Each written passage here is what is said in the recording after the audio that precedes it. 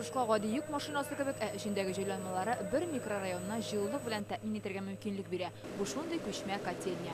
Торак коммуналь хуҗалыгы өлкәсендә хәрәкәтләр булганда, мәсәлән, җылы бирү туктатылды яимы объектларда, шул вакытта без аны тиз арада урнаштырып, шул объектларга җылы бирергә мөмкин.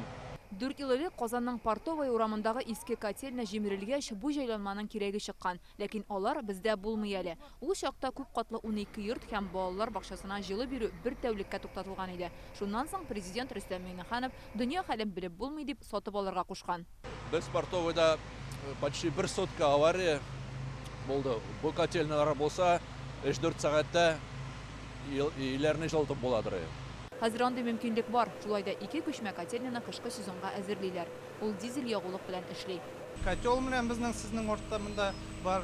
Бөтен әйбер автоматический режимда регулироваться ителә, эшләнелә. Әлеге күчмә җылылык станциясе республиканың теләсә кайсы районына барып җитә ала. Авария килеп чыккан очракларда ул 6-7 күп катлы йортны һәм берничә социаль корылманы җылылык белән тәэмин итә ала. Әлегә андый хәлләр килеп чыкмаган. Шуңа да бу система кулланылмаган. Мондый станциялар бездә икәү. Әлегә алар Казэнерго җәмгыятенең складларында ярдәмгә килергә әзер булып тора. Фирүзә Мәҗитова, Игорь Романов, Яңа Гасыр каналы.